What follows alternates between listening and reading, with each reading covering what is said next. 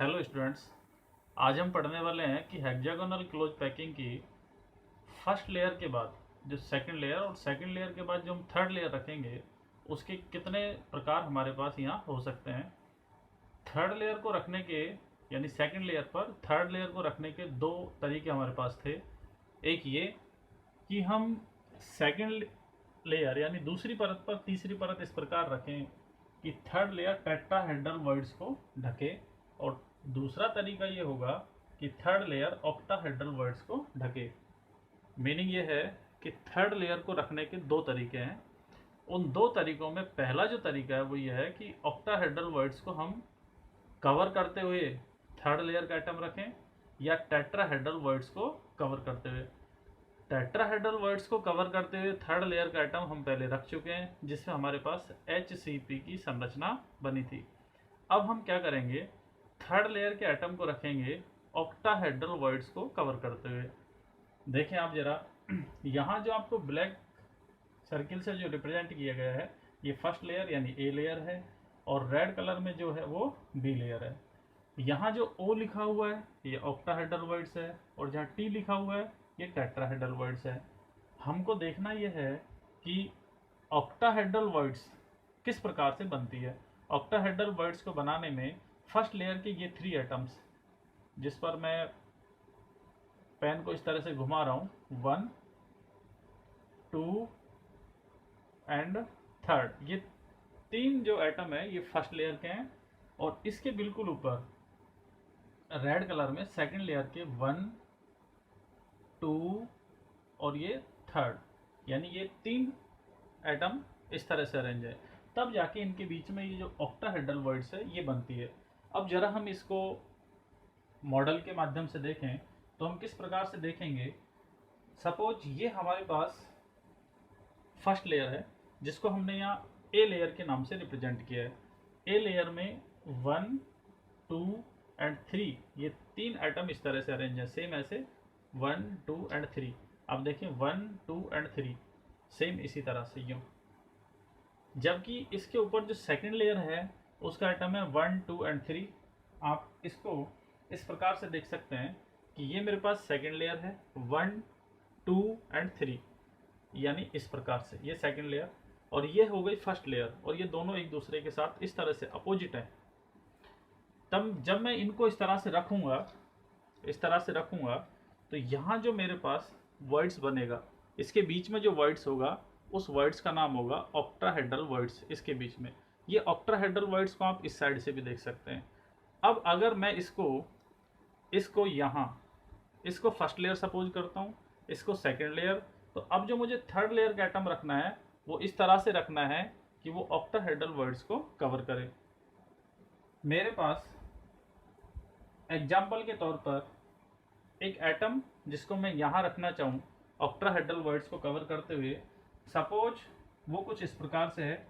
ये जो आप स्ट्रक्चर देख रहे हैं, इस स्ट्रक्चर में आपको ये जो स्ट्रक्चर आपको दिखाई जा रही है, इस स्ट्रक्चर के सेंटर में जो रेड कलर का एटम है उसको आप ऑक्टाहेड्रल वर्ड्स को कवर करता हुआ, यानी बिल्कुल कुछ इस तरह से आप सपोज कर सकते हैं लाइक दिस, यानी ये ऑक्टाहेड्रल वर्ड्स और इसको कवर करता हुआ ये एटम इस तरह से। ये जो ऑक्टाहेड्रल वर्ड्स इस साइड से भी ऑक्टाहेड्रल है, तो मैं इसको कवर करते हुए एक और एटम जो ये येलो कलर की बॉल है उसको इसके ऊपर अरेंज कर सकता हूँ इस तरह से। अब आप इस मॉडल को ध्यानपूर्वक देखें तो हमको पता चलेगा कि फर्स्ट लेयर जो है वो बिल्कुल फोर्थ लेयर के सिमिलर है, या फिर कह दें फोर्थ लेयर फर्स्ट लेयर के बिल्कुल जैसी ही है। यहाँ अगर इस लेयर को हम नाम देते हैं ए, तो इसको नाम देंगे बी, इसको देंगे सी, और इसको देना चाहिए डी। लेकिन इसको डी ना दे के हम ए देंगे, क्योंकि ये फर्स्ट लेयर के जैसी है। फर्स्ट लेयर को अगर हम ए नाम देते हैं तो इसको भी ए नाम देना पड़ेगा। सेकंड लेयर और थर्ड लेयर देखने में हो सकता है एक जैसी लगे, बट एक जैसी नहीं है, क्योंकि इसमें इस साइड 1 एटम है तो इसमें इस साइड 2 एटम है, यानी सेकंड लेयर थर्ड लेयर से बिल्कुल डिफरेंट है। A B C, then after फिर ए, और इसी तरह से रिपीट होगा। फिर आएगा ये ए है, इसके बाद आएगा बी, फिर आएगा सी, फिर आएगा ए, फिर फिर आएगा बी, फिर आएगा सी, और ये इसी तरह से रिपीट होता जाएगा। यहाँ जो इस तरह की स्ट्रक्चर बनती है उसको कहते हैं ABC टाइप स्ट्रक्चर। इस ABC टाइप स्ट्रक्चर से जो यूनिट सेल बन के हमारे पास आती है उसका नाम होता है क्यूबिक क्लोज पैकिंग, यानी घनीय निबिड़ संकुलन, जिसको CCP या FCC के नाम से भी जानते हैं। FCC हमने पढ़ा है पहले। FCC का फुल फॉर्म होता है face centred cubic unit cell.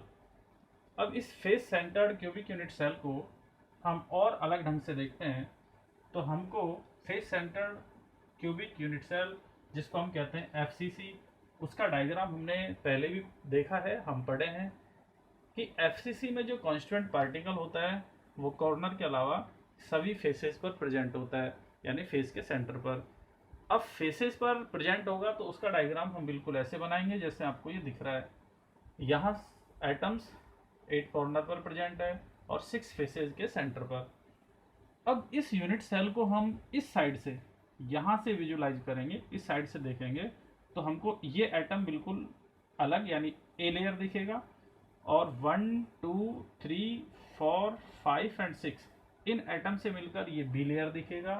1 2 3 4 5 and 6 in 6 atom से मिलकर ये सी लेयर दिखेगा, और ये डी लेयर होगा। क्योंकि ये ए के जैसा ही है इसलिए हम इसको ए लेयर नाम देंगे। अब इस स्ट्रक्चर को यदि मैं यहाँ बनाने का प्रयास करूँ तो आप देखेंगे ये जो एटम है ये बिल्कुल ए लेयर का है, तो मैंने उसको यहाँ बना दिया, नाम दे दिया ए लेयर।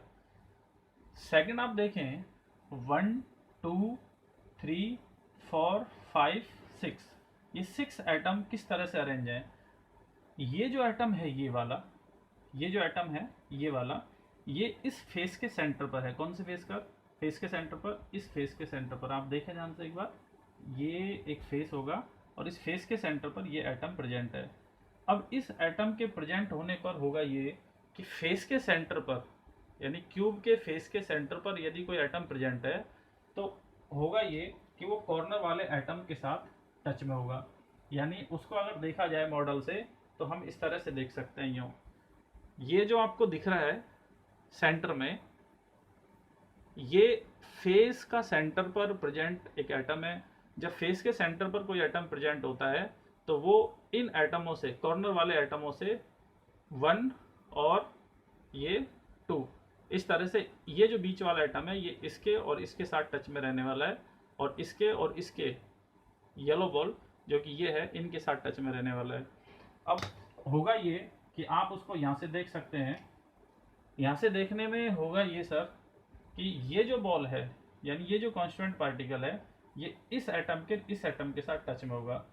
यानी इस एटम को मैं इस तरह से फॉर्म कर सकता हूँ, ये बीच वाला, और ये जो एटम होगा वो ये वाला होगा, और ये जो एटम होगा वो ये वाला होगा। इसके बाद ये एटम और ये एटम, ये वाला और ये वाला, इस एटम को, यानी ये जो एटम होगा ये एटम इधर से इस फेस सेंटर वाले एटम के साथ, इधर से इस फेस सेंटर वाले एटम के साथ टच में होगा, और ये जो एटम होगा ये इसके साथ टच में होगा, और ये जो एटम होगा वो इसके साथ टच में होगा। तो मैं इस एटम को इस कंप्लीट सर्किल से जो दिखाया हुआ है इस तरह से बना सकता हूँ, और ये वाला एटम बिल्कुल ये और ये वाले एटम होंगे। सेम इसके अपोजिट आपको सी लेयर नजर आएगा। सी लेयर में हम 3 एटम्स को 1 2 एंड 3 को 1 2 एंड 3 को इस तरह से रिप्रेजेंट करेंगे। 1 2 उसको 1 और 2 और 3 यानी 3 थर्ड लेयर, 3 एटम ये हो जाएगा, यानी 1 2 3 1 2 एंड 3। ये फोर्थ लेयर जो होगी ये बिल्कुल ए के जैसी हो जाएगी। मैं इसको फिर से रिपीट कर दूं आपको, ये ए लेयर, क्योंकि हम इस तरफ से विजुलाइज कर रहे हैं, इसको इस तरह से देख रहे हैं, इस तरफ से देख रहे हैं, तो ए जो लेयर होगी उसके बिल्कुल सिमिलर ये डी लेयर होगी, लेकिन डी ए के इक्वल है तो इसको ए नाम दिया हुआ है। नेक्स्ट हम देखेंगे कि इस एटम से ये 2 एटम टच में है, यानी ये वाला एटम इन 2 एटमों के टच में है, और ये एटम इन 2 के साथ टच में है, तो ये वाला एटम इसके और इसके टच में है। नेक्स्ट हम देखेंगे कि ये वाला एटम इसके और इसके टच में है, यानी ये वाला एटम इसके और इसके टच में है, और ये एटम इन दोनों के साथ टच में है, मतलब ये एटम इन दोनों के साथ टच में है, और देन आफ्टर ये तो वो हो गई स्ट्रक्चर ये। इसका जो स्ट्रक्चर निकल के आएगा वो ये स्ट्रक्चर निकल के आएगा। अब जरा हम देख लें कुछ कि सीसीपी या एफसीसी के अंदर पैकिंग एफिशिएंसी कितनी होगी। तो पैकिंग एफिशिएंसी का जो वैल्यू होगा वो एचसीपी के सिमिलर यानी 74% होगा।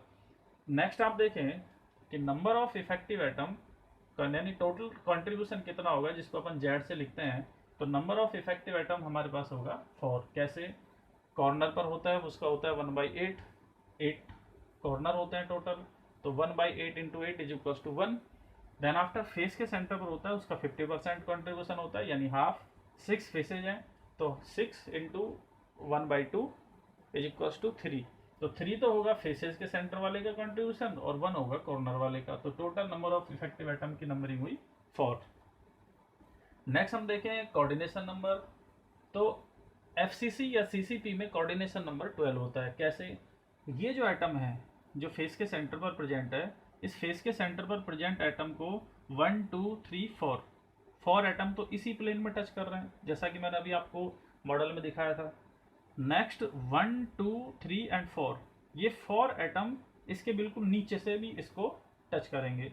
नेक्स्ट यूनिट सेल जो होगी, जो इसके ऊपर होगी, उसके भी 4 एटम जो कि इतनी ही डिस्टेंस पर होंगे वो भी इसको टच करेंगे।